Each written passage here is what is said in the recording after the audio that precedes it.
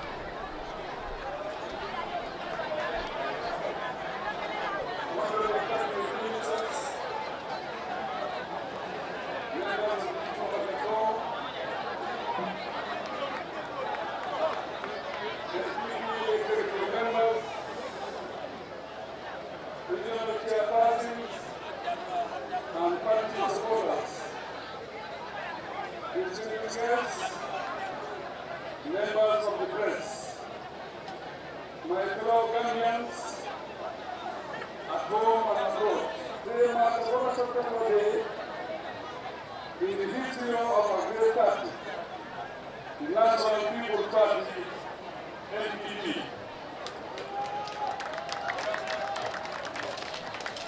Making the day of celebration, pride and progress.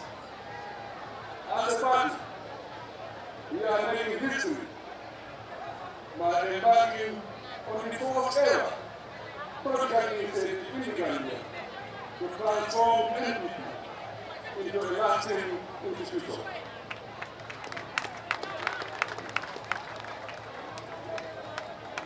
By doing so, we are initiating a political organization that is not centered on any individual or personality, but deeply rooted in the membership and aspirations of the Gambian people. Thus, it is with immense joy that we are here to officially inaugurate the National People's Party national headquarters to serve as a lasting symbol and a stronghold of national unity, vision, and transformation. Compatriots, when we conceived the founding of the National People's Party NPP, nearly a few years ago, we made a bold promise. The promise to build a party that truly belongs to the people, young and old, male and female, Gambians of all religious faiths. It was conceived as a party that would reach every corner of the Gambia. A party that would empower, uplift, and transform the country and its citizens. And importantly, a party built to serve generations of Gambians to come. We are thankful to God that today we have seen the promise and vision already fulfilled. Under the leadership of the NPP government, we continue to provide Gambians with the much needed infrastructure, such as the construction of over 1,000 kilometers of roads in both urban and rural Gambia. Hospitals that include the biggest one in Farah. Access to electricity in remotest communities. Clean water supply for both people and livestock, and thousands of modern classrooms, new schools, and university campuses, among countless other developments.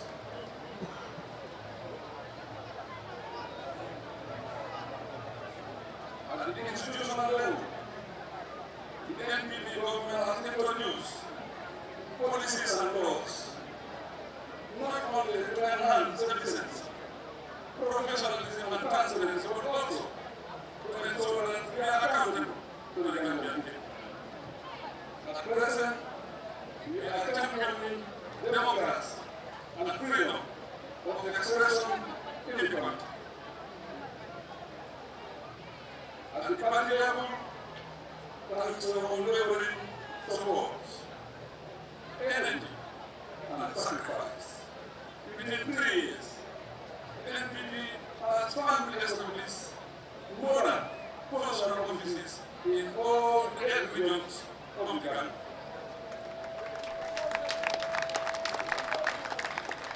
From Khartoum to Koina, from Banjul to Fasi, the NPP flag now flies proudly high.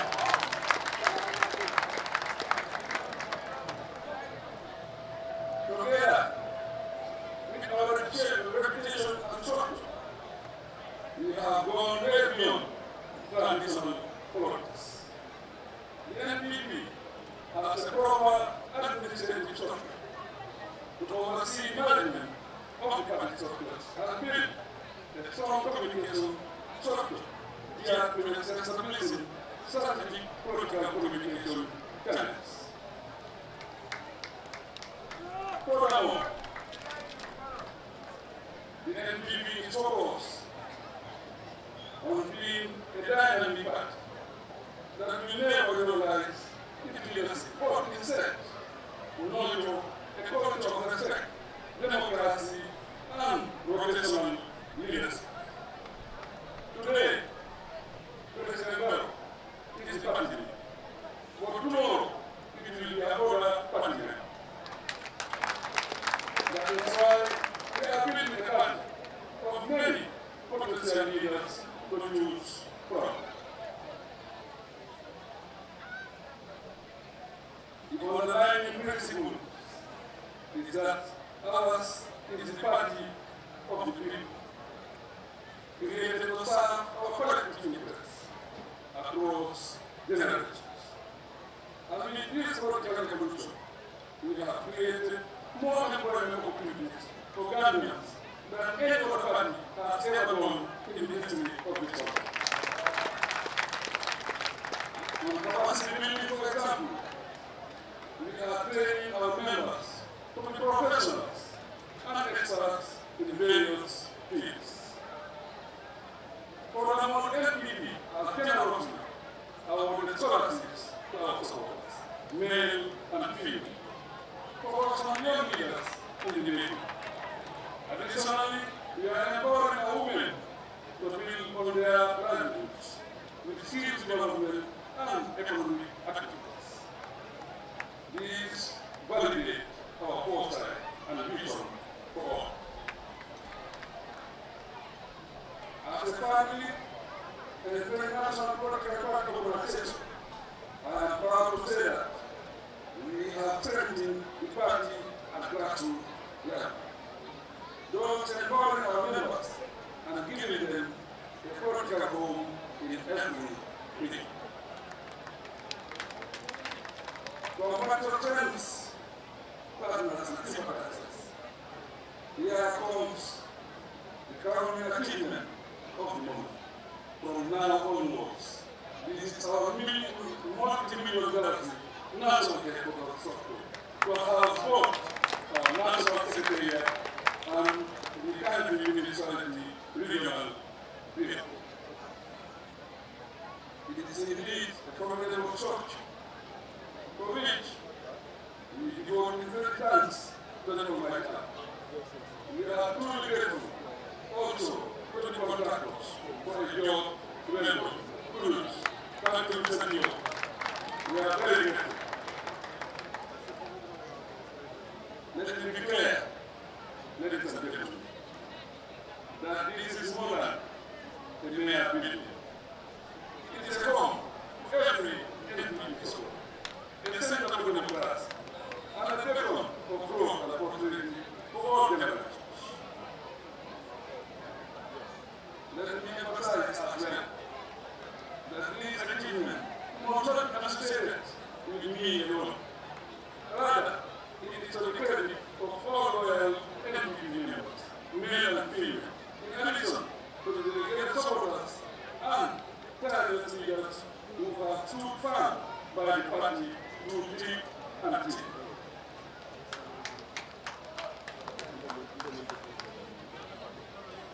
Is there a better way to show that NPP is not just trivial for today? We are certainly sending a clear message that this party is ready for the future.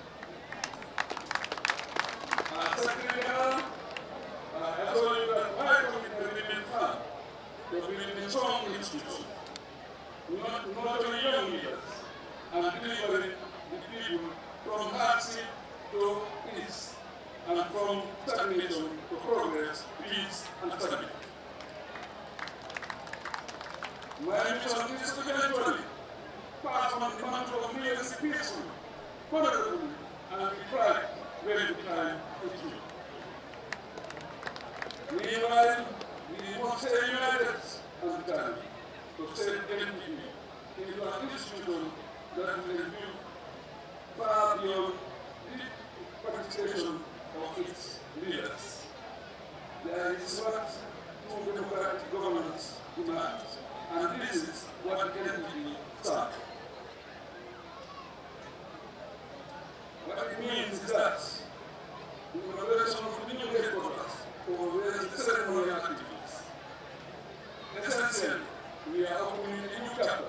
e Gambia colonies. E chapter of creative, greater inclusion, and greater opportunity. To this end, I invite our young people, male and female, to join the National People Party as active members. The future is yours, so is the party yours. Ladies and gentlemen, I dedicate this accomplishment to all our supporters across the country. We need to understand that it is a collective achievement. So congratulations to all of you. All Gambian citizens should be convinced now that the future of this land is bright.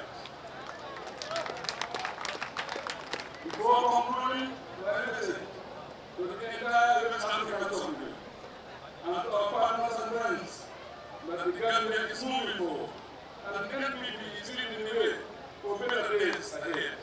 We ask for your continued support. Ladies and gentlemen, allow me, on behalf of the entire NPP University, supporters and participants, express our gratitude and sincere thanks to Abubakar Jawara and all our sponsors and donors for making the construction of our regional and head office a reality. May Allah Almighty continue to bless the NPP, the National People's Party. May He also continue to bless the Gambia and guide us all on the path of peace, unity, and progress. Assalamu alaikum wa rahmatullahi wa barakatuh.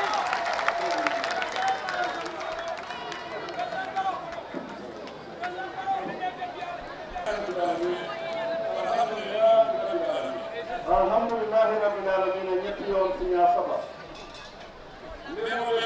maa ngi nuyu ñëpp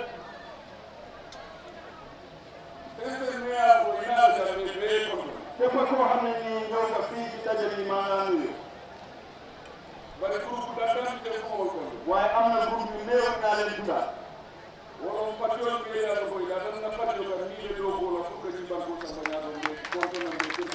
moom yeneen parti yi nga xam ne nii ci réew mi ànd ak suma parti bi ñu liggéey maa ngi di xaatal nuyoo li soo taxawalee parti lii sa pas-pas ak sa éen mooy ka liggéey sa réew waaye am na lu am loolu ci biir bidéya loolu njàmbaar moo ne nga gis dëgg na lu dëgg topp dëgg boobu kon parti yi loolu lañ def ñu ñëw ànd ak man fa impulsé pour liggéey ñoom kon président ne mu ngi leen di gërëm bu baax a baax a baax ñi nga xam ne ñoo nekk ci exécutif parti bi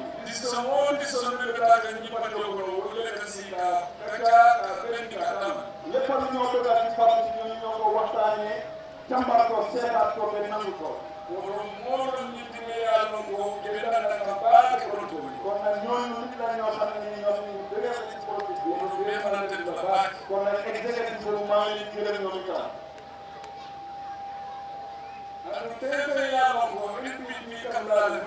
képp koo xam ne da nga soppa parti NPP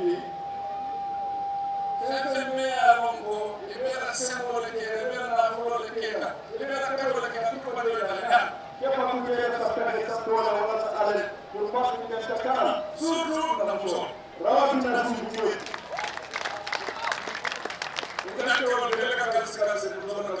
ñun góor ñi ñooy indi saras waaye jigéen ñi ñoom amuñu tey yaar kontaan naa trop ci ngeen seetloo jigéen ñi ñoo ko góor ñi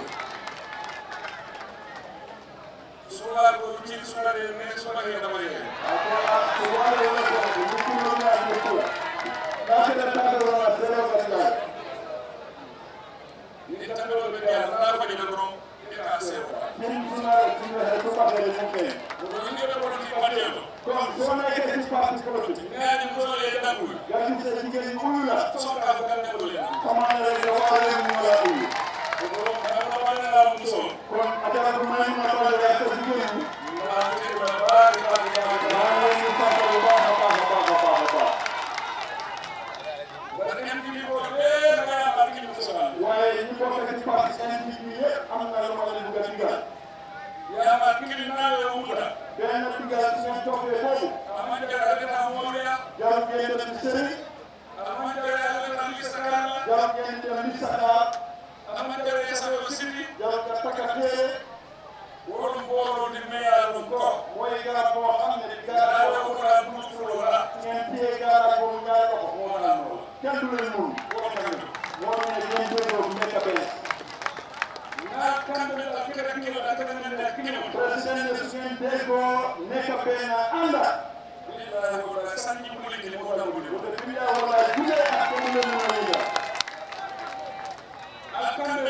bu ne ngeen déggoo nekk benn. ngeen jàppante.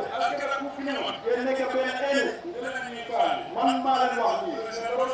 président ma ne la yow keneen utuma. keneen utuma. keneen utuma. keneen utuma. te kenn du leen mën a dagal.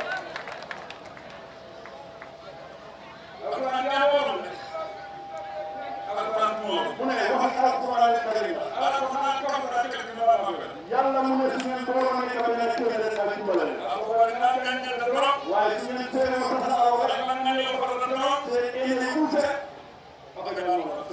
du ngeen am doole. dama demoon nu mu yee ñu wax ak nit yi.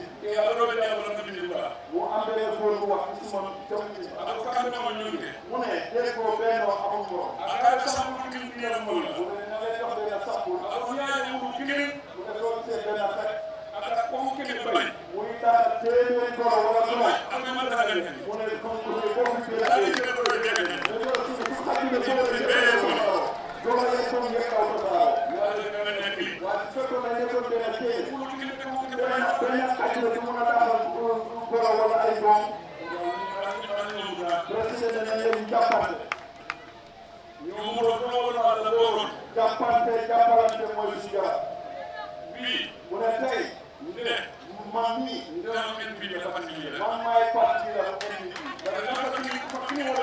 waaye dama bëgg a benn kàddu bu leen. maay seen parti la waaye moomu ma parti bi. te parti yëpp noonu la ñoo doxee.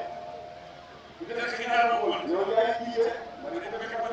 waaye moom loo parti ba de. NDP parti ñëpp a ci bokk loolu tax ma wax waa réew mi ne. ku ñëw démba. ak ku ñëw tey. ak ku ñëw ëllëg. ñëpp a ci am.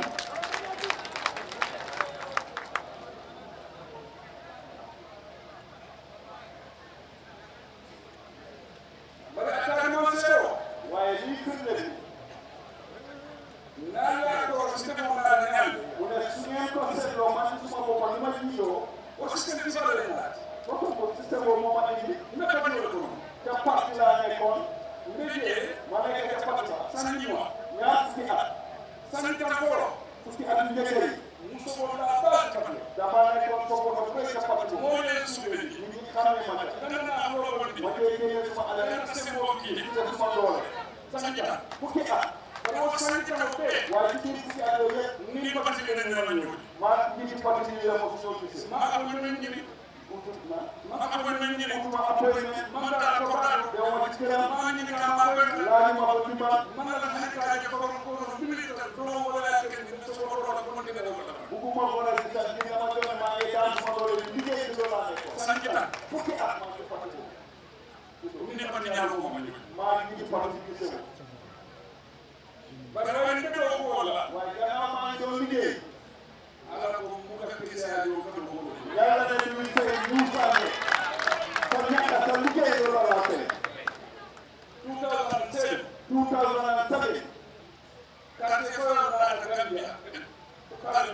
mu ne ñu yëpp parlementaire élection pour taxaw di liggéey. bu ma maa ngi jógee àndal PDS. dañu ne fii balaa nga mën a taxaw. war nga fee def benn at ci liggéey. man loolu ci weer laa fi defoon. bañ bindee tuuti ci Mara. comité ba nekkee ci Mara. ñu xool parti bi dara. mais ñi fi bindee yëpp pour place. fukki nit ak benn. waaye nit ñi yëpp. kenn du fi mën a yëngal. ak kenn naa jógee ci Mara. kooku soxla na Adama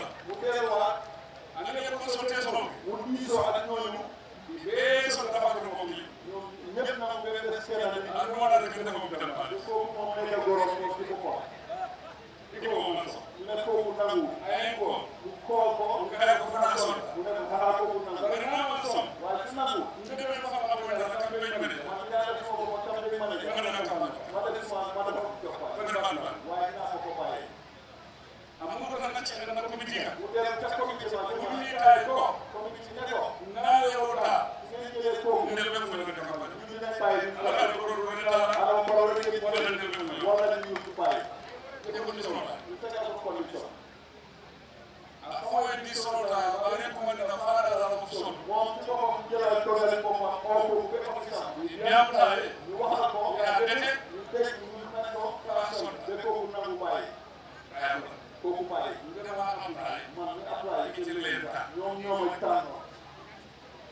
nga na ko ka ma dem taxaw Jumara ka mi ta ro ka te ba ma taxaw Jumara ay tos pour mu député 2000 da si won fukki junni ak ñaar moom la ñu ko jox ko ni be ka ni campagne la lañ fa da defal ko ni be xaalis boobu man ma da ka ma be fay campagne yëpp maa ko defal sa bopp da na lo mu nataal officiel da mu na mo ni lu officiel nataal yi parti bi yow do na ni yow ni moom lañ ko jox moom da na wu ni won be be ni léegi ne nataal campagne nataal yëpp moom moo ko dépasse mo ko def so ko ma taxaw élection Abdou Ba ma daan Jumara moy da mu ne te ba ma daanoo wala defal ko ko la danaa maa ngi nekkoon ca suñu compte mu da na ma ka ni nga ko radio ma jóg jox loxo Mama Kane jokkale ko ndata ma ñaanal ko ngay ko ma ne ko ni ma na ko le ko waa Jumara yow lañ tànn ba place ba le ko ma ko la waaye ñaari place la foofu la ni ka ka di ko danaa nekk ci biir ba ndel bi la ko so waaye maa ngi nekk sa opposition la def na so yow daal nga xam loolu ni nga ko ba so doo mun a jël ñaari place mu ne do won ne ma won soo liggéeyee dinaa la jàppale ba ni man tele ni sa waaye soo jubul nag dinaa la ŋaññe nga ko ni yo joxante fa loxo bu mu dara ma génn na ci la mu de bu mu dara bu mu daal su ma caama baa ngi nii ka mi bu mu dara ba ma génnee ay si la ina ro ko min bi daa ne ko gisoon ay foofa ala ko ni del ni ma ni si ba mu ne ko ñun façon bii moo fi ko moy moy election ala so candidat bu daanu élection bu nangu ne ya moy na ko radio ko daane mu ñëw jox ko mo ne loxo mo si ba ma yow façon bii moo fi ko ya men ke tek li nga def nii ko si ko ci diine dinaa la def ci sori bi ko ko ci mo ron diine jox ko wala le be ci ko ko fa ko moom noo laa export ba ñu kase bu mu dara na ci awu bu dara ma génn ma su ma caama alaaji bu mu daal dan de na mo ro balaa maa ko def ko ya ga mo la so ta ko fa ko ko kiri mu mel ni yaa ko tege su daanal ko d'accord mu daal ya si mo dara amadu ko ko do do ni na ko do ni li gis gëmul loo xamul ko foofu doole ni foofu nga mën a ñàkk a toogu nge ya na te ke ni nga am doon na ñëwee dimbale ko ikkati ko nga mo la wala ko alaaji bu ni ñu ma tambala ak ma bi paase ni man la campagne ñëwaloo campagne ni ko ni le sali ko ko ñu yow yaa ci sew te jumaa ni lo ko ko wala ne yow sa seen moom boobu anamu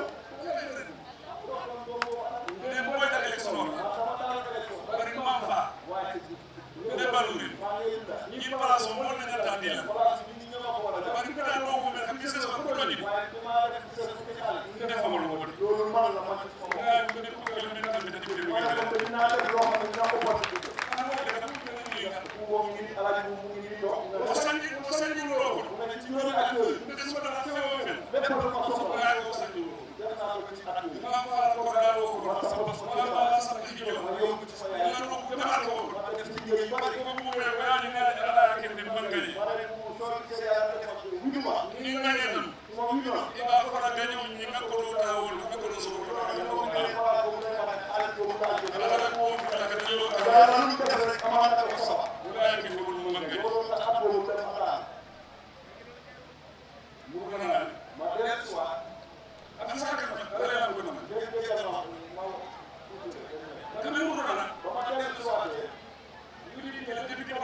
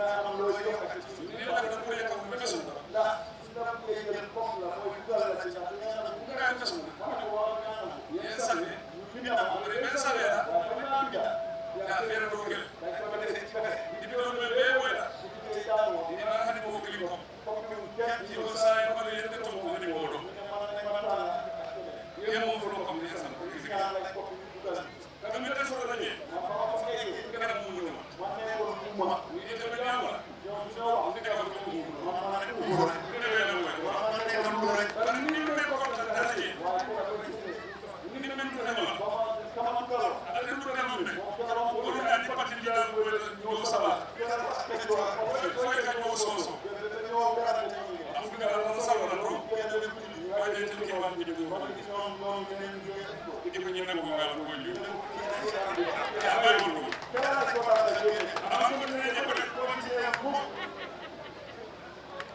ni sala bi tan men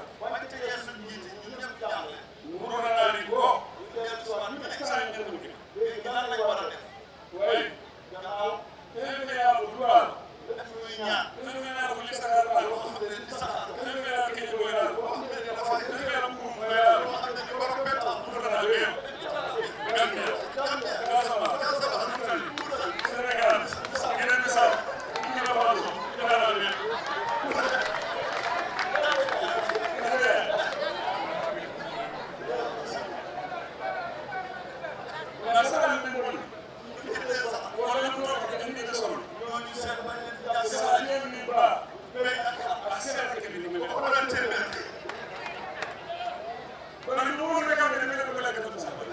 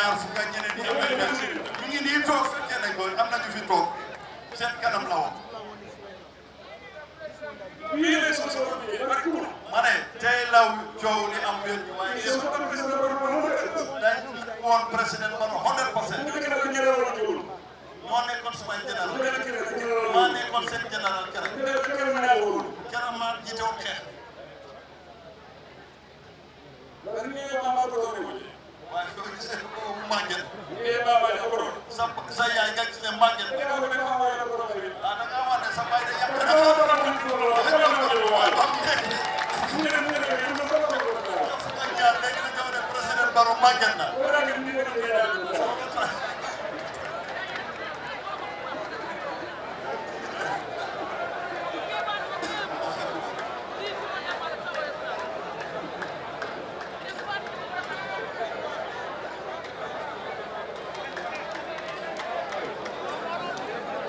mu ne pour gàttal wax bi ñu tànn ko ma taxaw ñu def conférence meeting ñu def meeting pour parti bu nga taxaw nag waaye balaa ñu doon def loolu demoon naa wër réew mi fukki fan ma egsee fii ñëpp xam ne am na lu xew mooy ngelaw li jóg ngelaw li du fi bàyyi jàmm ñu def kon coalition ñu tànnal ma jiite ko waaye ñama fa nekkaloo ñoo ma ëpp expérience ñoo ma gën a yàgg ci politique waaye man la ko yàlla wërsëgal ma jiite ma ànd ak ñoom ñu wër réew mi xaalis bi ñoo wax ne waa diaspora bi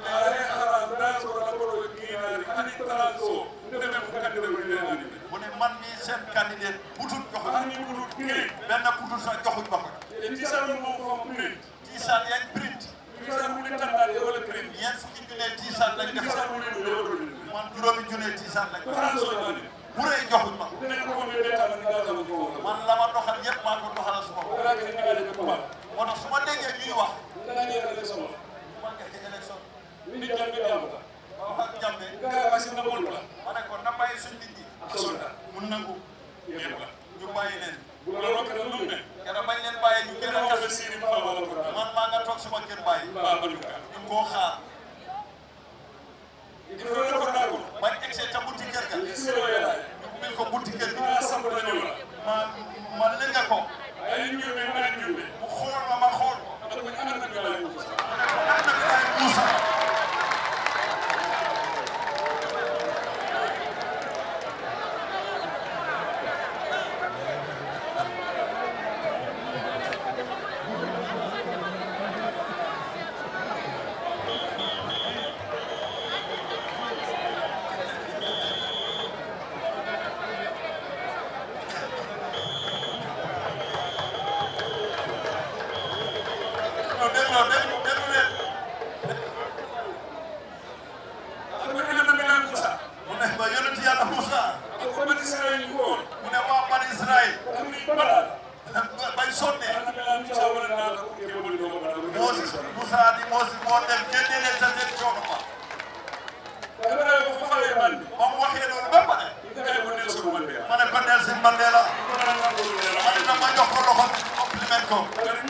waaye tey Annabilaay Moussa boobu seen firaw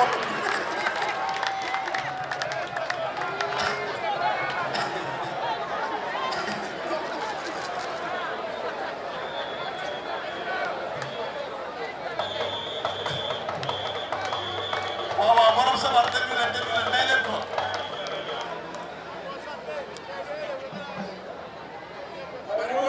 mu ne waaye bés booba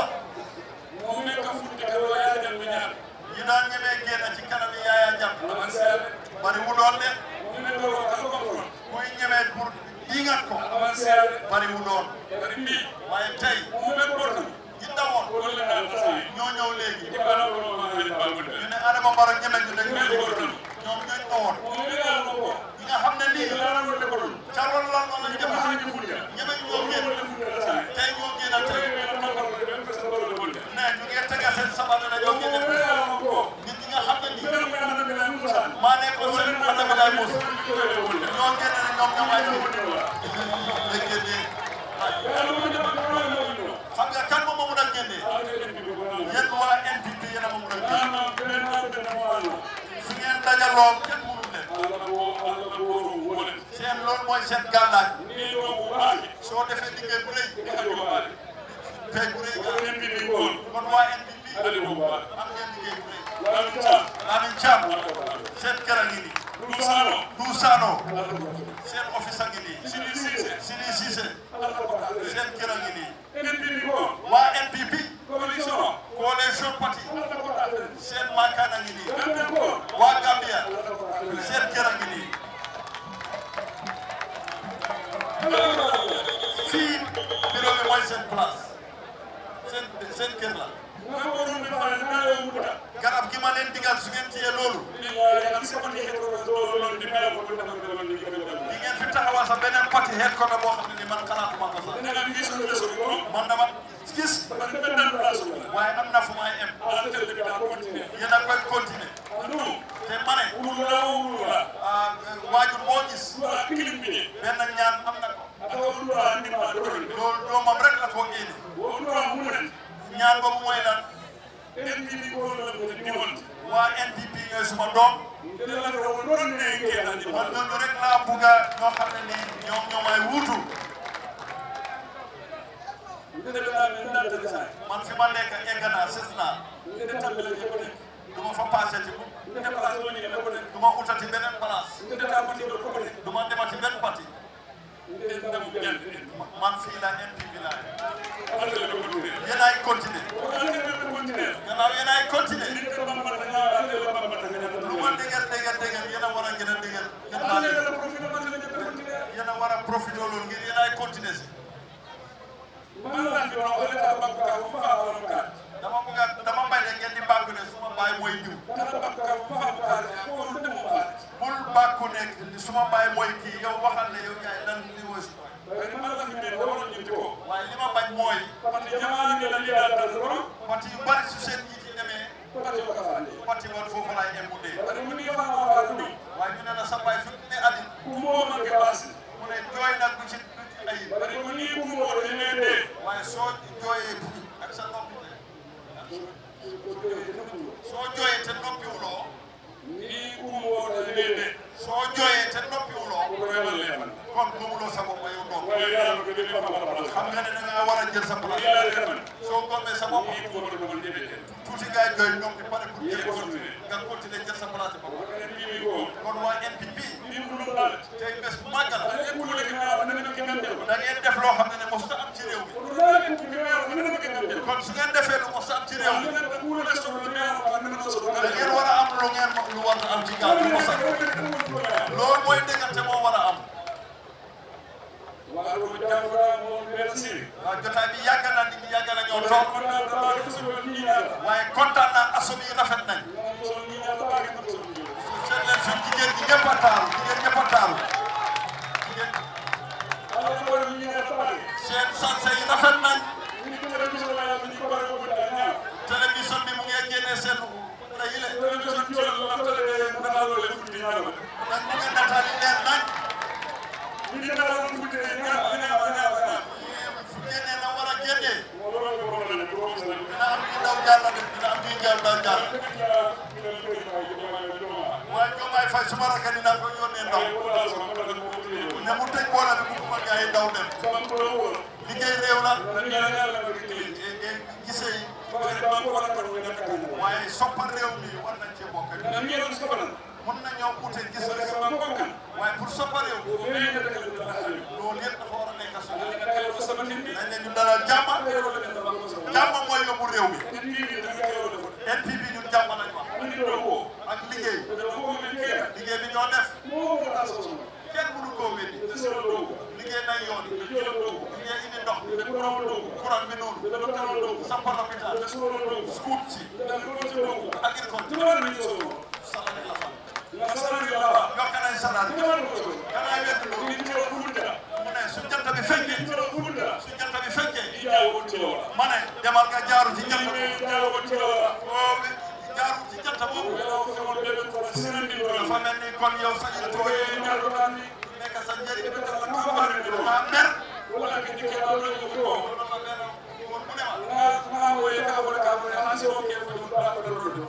ma ne kañaan kan day fenn la dee noppale ko mooy su nelawee wala su dee mu ne waaye président Barrow foofu daanu mu ne kañaan de nit ku kañaan nelawee laa mu ne su nelawee laay noppale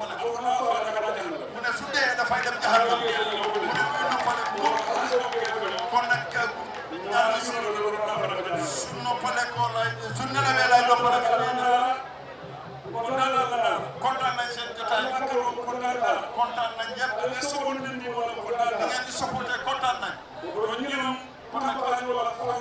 lii mooy foundation di campagne campagne bi commencé na tey ma kenn toogal mais dañu tasaaroo ci biir bi campagne ñu leeral ñun dëgg la ngeen campagne ma ne waxkati dëgg warut a ragal amul doy falatu kan li nga xam ne ni mooy dëgg ak doog moo liggéey highway bi kala koy wér suuf ak ci kaw sa yaa ngi daw ma ne dëkk yëpp am nañ courant kana wér yokk salaire wane na 10% fii kala koy wér